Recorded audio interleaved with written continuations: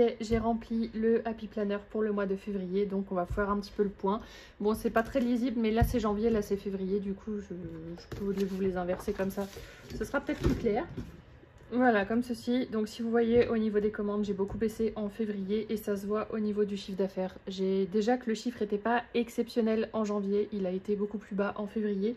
En plus de ça, j'ai eu beaucoup plus de dépenses professionnelles parce que j'ai fait une grosse commande de réassort de planeur que je vais pas recevoir maintenant. Mais donc vous voyez, même quand on fait des petits chiffres d'affaires, il y a des choses quand même et il faut faire des réassorts. Donc hypothétiquement, j'aurais pu me verser 238 € de salaire pour le mois de février. Donc vous comprenez bien quand je vous dis que je fais des chiffres qui sont quand même pas mal mais que je peux pas en vivre, bah voilà, vous le voyez techniquement là vraiment. J'ai eu 23 commandes sur Etsy, 35 commandes pardon, sur mon site. Donc voilà, l'autre chiffre d'affaires c'est que j'ai eu de la monétisation YouTube qui est tombée, donc je l'ai pris en compte. Et ensuite on passe au niveau des dépenses. Donc là comme vous voyez je pète les scores, mais il y a des explications avant de dire que le système d'enveloppe ça ne marche pas. Attendez que je vous explique. Au niveau de l'alimentation, comme je vous ai expliqué, j'ai utilisé ma tirelire de pièces. J'avais plus de 200 € dans la tirelire de pièces. Je m'en suis servi pour me créer mon cellier. On a annoncé plein d'augmentations pour le mois de mars. J'ai voulu faire mon stock maintenant. Donc pour le moment, comme j'ai pas déménagé, je peux pas faire mon cellier. J'ai stocké tout ce qu'il fallait dans le garage à ma maman. Et donc c'est pour ça que j'ai un montant en alimentation qui est aussi énorme.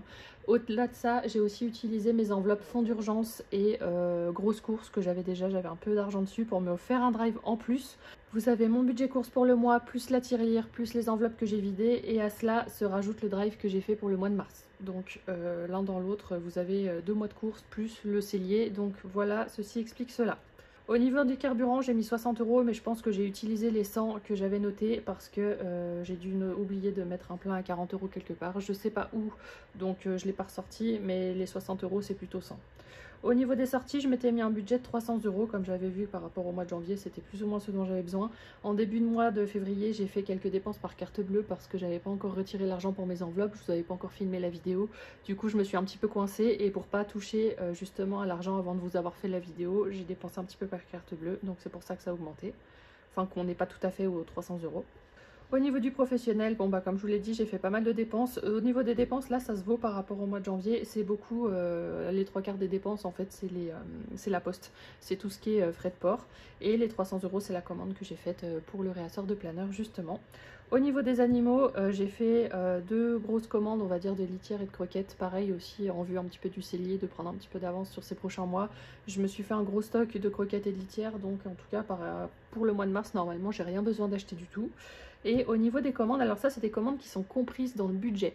C'est-à-dire que j'ai vidé des enveloppes budgétaires pour pouvoir passer ces commandes-là. Là-dedans, vous avez par exemple mon stage de récupération de points qui a coûté 260 €.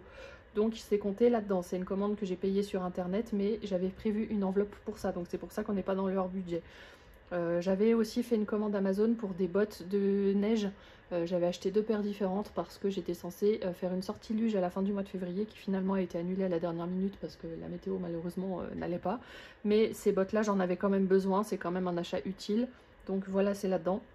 Et puis après, je sais plus ce que j'ai fait d'autre comme commande, mais voilà, c'est des choses, c'est des commandes utiles, j'ai vidé des enveloppes pour ça, donc on part du principe que c'est compris dans le budget. Et ce qui est hors budget, donc là par exemple, c'est vraiment les commandes inutiles, donc j'ai fait quelques commandes à une entreprise, un small business de bonbons, parce qu'elle a eu des soucis dernièrement et j'ai eu envie de la soutenir, puis en plus de ça, j'aime bien les bonbons, donc je me suis refait une petite commande. J'ai aussi commandé, j'ai acheté 2-3 trucs sur Apple pour des petits packs pour des jeux à 5 € qui servent strictement à rien. Donc quand je dis que c'est inutile, c'est vraiment inutile. Et j'ai fait quelques petites commandes Vinted, dont le sac à main que j'utilise maintenant. Donc c'est pas vraiment un achat inutile, mais j'en avais pas besoin non plus. Donc c'est pour ça que c'est là. Donc voilà, on est quand même mieux que le mois dernier. Comparé à ce que je pouvais faire avant, il y en a qui vont dire que 200 € c'est énorme, mais 200 € on peut se mettre dans la merde financièrement à cause de ça, donc je vais pas me féliciter hein, clairement, mais comparé à celle que je pouvais être avant, je me tape pas dessus et je suis même bienveillante parce que c'est le jour et la nuit avec celle que j'étais avant. Au niveau de la sortie de produits, du coup voilà, j'ai noté un petit peu ce que j'ai sorti pour me rendre compte un petit peu de ce que j'ai fait ce mois-ci. Et au niveau de la perte de poids, comme vous pouvez le voir, ça a été la débandade. J'ai pris 2 kilos par rapport à début janvier, et encore là j'ai pris un petit peu plus. Au niveau des mensurations, alors là les mesures du coup je les ai faites aujourd'hui, on est le 8 mars au moment où je vous filme la vidéo, donc on n'est pas tout à fait fin février, mais bon voilà, on est dans les clous. Donc j'ai repris du bide hein, clairement.